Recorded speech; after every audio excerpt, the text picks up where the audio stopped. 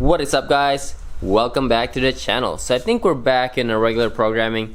I wish I can give you guys some more driving time, but it's been pouring a lot lately here in California, and I don't know if you guys can hear it, but it's actually also currently pouring right now. So as soon as it clears out, I'm gonna go see if I can find some vents and get some more footage for you guys. In the meantime, I got something I want to install. Alright, so right now I have a JHM shifter in the car. It doesn't feel too bad, but it's like really long stroke on here. See that? And it doesn't feel all that stable. It feels pretty sloppy. So we're gonna go ahead and replace that with the new Coolerworx shifter.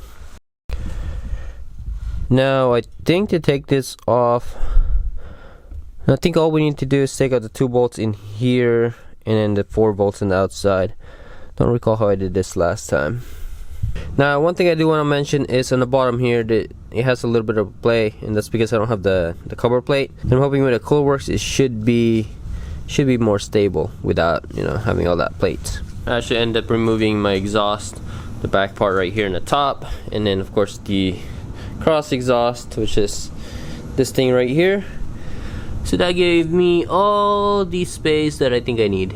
So just to make it a little bit easier instead of trying to reach around that, this seems to be the best way to go about it. Alright, here's a quick tip for the stabilizing arm. I was lucky enough that I have enough space because of my swap, but even then the firewall sits very close up here, like really tight. So lucky enough, so we ended up working on another project where I had to cut this off. That gave me enough clearance between your ratchet and the firewall, which is about this much. My other tip is don't use one of those ratchets that you click to rotate the other way, because I did, and as soon as it bottomed out in the top I couldn't take it off. And of course you can't just like click it to go rotate it back inside.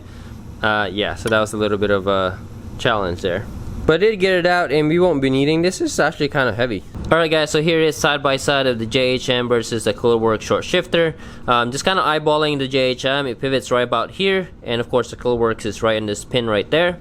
Now just looking at this, I'm already drawing a conclusion, and I'm sure you guys are doing as well, that this is going to be a lot shorter shift than this one.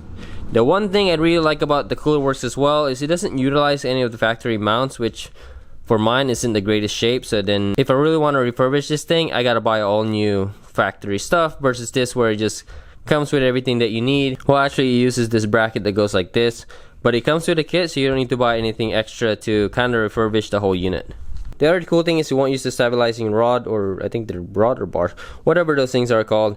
So one less unit that you don't have to install, one less unit you don't have to worry about. Now the downside to this is it looks like, because of this bracket, right, that's gonna go like this and it's gonna sit on top of the tunnel, it looks like the Coolerworx is gonna sit a lot higher versus the JHM. So shorter shifter, but looks like a shorter throw. Something to keep in mind as I give my review at the end of this video, Coolerworx has something else going for it in this setup. One, I'm upgrading to a solid linkage. As you can see here, the stock one is gonna go away. We're gonna go with a JHM solid linkage, and also the HD Cross Rod from JHM as well. Once all these are installed, the whole unit is going to be solid setup, so it's kind of an unfair comparison, but looking at these two, I could already tell which one I would prefer. Alright, here's another watch out if you're going to be going with a JHM HD linkage. The Coolerworx comes with this little coupling nut to basically space it up a little bit. So I went to my local Ace Hardware and bought one. This is a 5/16 24 by 7/8, and of course I bought the matching bolt for the bottom. The plan is to trim both of this bolt and of course trim this to match this one. The other option is to just use the stock one, but it's an upgraded linkage. So alright guys, so here's the solid linkage. I skipped a step on the video. The back end of this has to get cut, as you can see here, and then also you're keeping the stock boot and the circle retainer that's in here. There's already a lot of videos doing or showing how to do this, so I decided not to bother with that. So feel free to Google that. There's really good information out there already. The next one I did is modify this hole right here for the HD Cross Rod. The bolt that they have is a little bit bigger, so that's one more thing. Alright, so here's the modified version for comparison. Looks pretty close, so let's go ahead and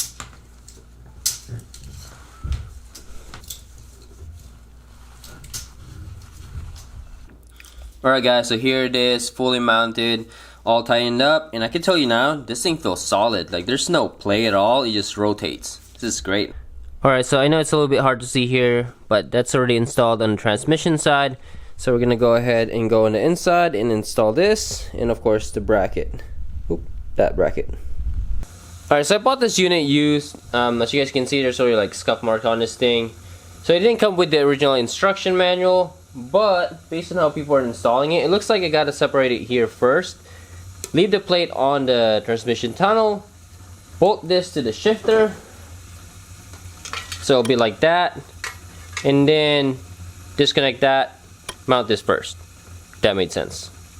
Okay, so I'm gonna go ahead and install the, actually, you know what? Let's put this aside for now. We should probably raise this thing up a bit. So, now it's kind of tricky, because on the other one I ended up having to actually install everything, then get this distance corrected. But on this one, well, let's see. Let's put this on and then see how far we need to move it. So like I said, I bought this thing used, so it was already pre-assembled, and I don't know how tight this thing is. Alright guys, so don't make the same mistake that I did in the rest of this video where I put the plate on top. I basically posted this setup on Instagram and somebody said, hey, that shifter is installed wrong. I was like, what? But yeah, so just a key watch out there. It looks like the instruction on YouTube is really well done, with the exception of the plate where they put it on top. It's actually supposed to be under here.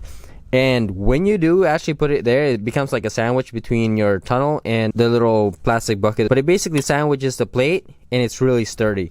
Now it feels a lot better with that being in the bottom there. So the way you get that in there is you can't put it from the top. I already tried, not with that little plastic bucket in the bottom. So you go under the car, and it's probably like right around this area right here. You snuck it in this way and then push it through back that way. That's how you get it in the bottom of the trans tunnel, and it should be good. Looking at it now, it's actually pretty well made. So ignore me trying to talk about, you know, why the heck did they put this thing on top like this. Yeah, that's a install user error there. Okay, this thing should be able to shift back and forth, or forward and backward, so that'll give me some more adjustment as needed. Alright, for the shifter itself, I connected the top and bottom plate so they're like flat, but I'm gonna put the shifter on and I'm gonna go see how much adjustment I need to make based on basically my sitting position. Alright, and then we're gonna go ahead and drop this in.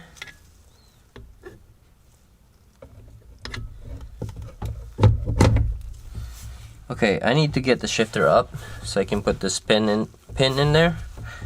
So, let's see here.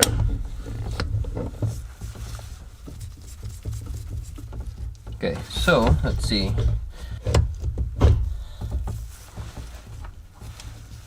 Let's go ahead and tighten this as well right here. I can already tell this is going to be a problem. Probably put something in the bottom to keep this from sliding. I don't recall if the factory shifter had anything in the bottom that's like some sort of gasket. But yeah.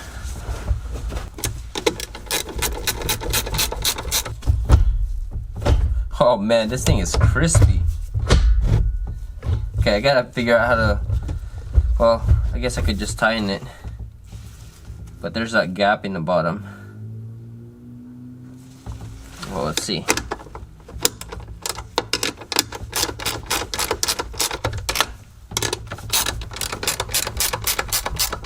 Oh man, this thing is very short. Check this out, guys. That's it. Solid. Now I can access first. I can't seem to get into second. And I certainly can't get into reverse. Oh wait, never mind. Take that back. I can get into reverse.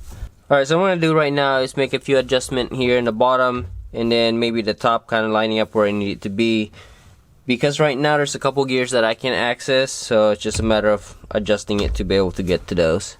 Alright guys, so here it is dialed in, I think. I'll have to go for a test drive, which I'm not going to be able to do at this episode, but I'll have to go take it out for a drive just to make sure, but I think I have it in pretty good position. One thing to note, on the four corners I put a rubber bushings or like little rubber washers on here, just because I didn't like how it had a little bit of forward and backward play. So putting those four things on there basically eliminated any sort of movement for this plate. Now check this out though, it's a lot crispier. First, second, third, fourth, fifth, sixth. That's pretty awesome. Of course, you got your reverse right there, and it's really tight. Look at the play. That's it. Now there's another cool features or adjustment that you can make on this thing. You see this two knobs or two bolts on both sides? Well, if you put it in first gear, you actually can adjust this thing to tighten up a little bit. Now for my particular setup, I left a little bit of play left and right for the first gear versus fifth gear where it's really tight. I did that on purpose because of second gear. So if I want to go to second gear, I want to make sure I can get in there without, you know, kind of being on the borderline of that set point. Versus fifth gear, I'm rarely gonna go to sixth gear. If I do, it's a very slow shift. So my initial feedback on this thing without going for a drive, I really like it. I mean, the shifts are just crispy. They're awesome. Alright guys, so really bad weather today. As you can see, it's pretty foggy. So I can't really test out the shifter. On the shifter, I can at least test it out during like normal operations. I can tell you now, second gear is really far back. Just the way the shifter sits. Now I feel like I'm jamming my elbow on my seat here. So look at this, first, second. So it's a really awkward position to be in.